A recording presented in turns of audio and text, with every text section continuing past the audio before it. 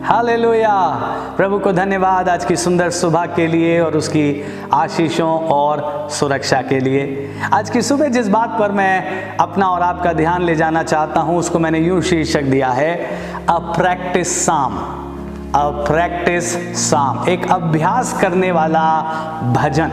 यूं तो दाऊद ने बहुत सारे स्तुति के भजन लिखे, धन्यवाद के भजन लिखे, लेकिन ये भजन जिस पर मैं आपका ध्यान ले जा रहा हूं, अगर आप इसको पढ़ेंगे आप हर पद में देखेंगे दाऊद एक रेजोल्यूशन ले रहा है, दाऊद एक कमिटमेंट कर रहा है, दाऊद एक वायदा कर रहा है परमेश्वर से भी और अपने आप से भी।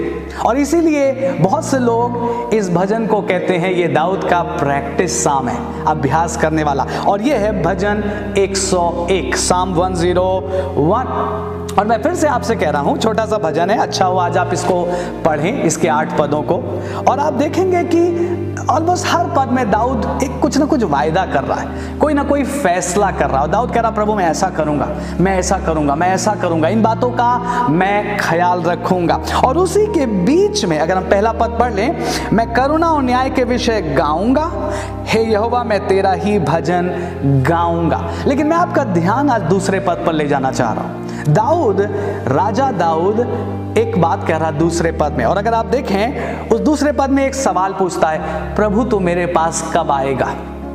प्रभु तू मेरे पास कब आएगा? God when will you come to me?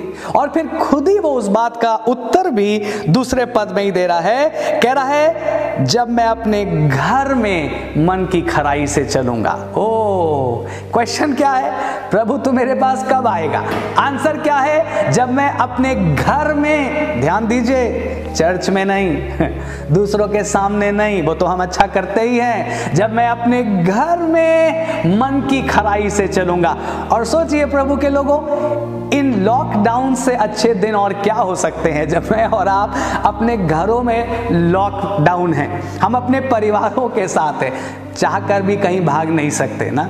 Bible में एक जगह लिखा मैं तेरे आत्मा से भागकर कहां जाऊं, और इन लॉकडाउन के दिनों में मैं और आप परिवार से भागकर कहां जाएं। सो हम लॉकडाउन में हैं और ये समय है प्रैक्टिस करने का। आमीन।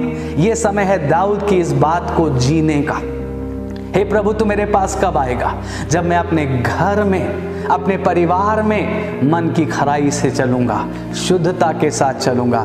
प्रभु के लोगों, मेरा और आपका पारिवारिक जीवन परमेश्वर के लिए एक महत्वपूर्ण बात है। बहुत बार हमें लगता है परमेश्वर केवल हमारे व्यक्तिगत जीवन पे ही गौर करता है या उसे बड़ा इंटरेस्ट है हर एक विश्वासी की इंडिविजुअल लाइफ में। सच है ये बात, लेकिन मैं और आप इग्नोर कर जाते हैं या कई बार नहीं जानते कि परमेश्वर को हमारे पारिवारिक जीवन में भी उतना ही इंटरेस्ट है।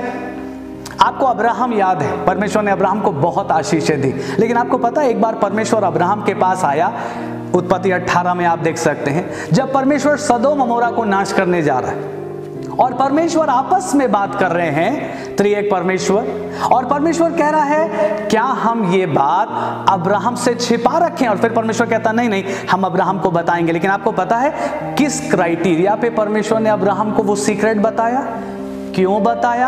आप पदों को ध्यान से पढ़िएगा। उत्पत्ति 18 में परमेश्वर कहता है मैं अब्राहम से ये बात नहीं छुपाऊंगा, क्योंकि मैं जानता हूं कि अब्राहम अपने परिवार की अच्छी अगुवाई कर रहा है। मैं जानता हूं अब्राहम अपने परिवार को परमेश्वर का भय मानना सिखा रहा है, ताकि वो और उसके बाद उसकी पीढ़ियां भी परमेश्वर की सेवा करती रहें और परमेश्वर का वचन पूरा हो सके। सो मैं और आप परमेश्वर के बहुत से सीक्रेट्स को जान पाएंगे, हम परमेश्वर की दिल की बातों को जान पाएंगे अगर परमेश्वर हमारे परिवारों में हमारे जीवन को पवित्र पाए, अगर परमेश्वर हमारे जीवनों में, हमारे परिवारों में खराई और ईमानदारी पाए। आप मलाकी 2 अध्याय 13 पद से आगे पढ़कर देखिएगा। बहुत से लोग परमेश्वर के सामने आंसू बहाकर दुआएं कर रहे थे मलाकी 2 में, और परमेश्वर ने साफ कह दिया उन लोगों से मैं तुम्हारी दुआ नहीं सुनूंगा। इनफैक्ट वहां लिखा है तुमने क्यों मेरी वेदियों को आंसुओं से भिगो दिया है और फिर भी मैं तुम्हारी प्रार्थना नहीं सुन रहा। और तुम पूछ रहे हो प्रभु क्यों? हम तो आंसुओं से दुआ कर रहे हैं। और फिर परमेश्वर जवाब देता है उसका कारण यह है क्योंकि तुम अपने अपने जवानी के संगिनी अर्थात अपनी ब्याही हुई पत्नी के साथ विश्वासघात तुमने किया है। You have been unfaithful with your spouses. प्रभु के लोगों, मैं कहना क्या चाह रहा हूँ, परमेश्वर को परिवारों में बहुत ध्यान है और परमेश्वर पारिवारिक जीवन पर गौर कर रहा है। दो हमने घटनाएं देखी।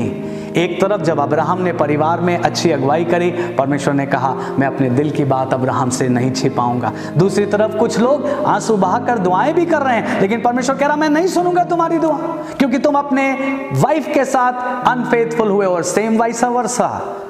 प्रभु के लोगों, मैं और आप सावधानी बरतें। क्वेश्चन फिर लौट कर वहीं आता है, कमिटमेंट फिर लौट कर वहीं आता है, हे प्रभु तो मेरे पास कब आएगा? और उत्तर है, जब मैं अपने घर में मन की खराई के साथ चलूंगा।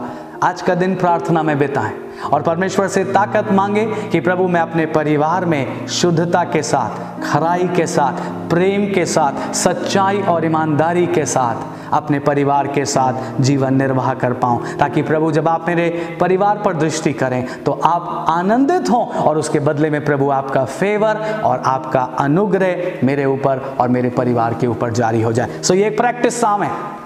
स्तुति के भजन हम बहुत पढ़ते हैं, आज प्रैक्टिस साम पढ़िए और प्रैक्टिस करिए ताकि परमेश्वर की तमाम आशीषें आपके जीवन और आपके घर में रिलीज हो सकें। प्रभु आपको आशीष दे।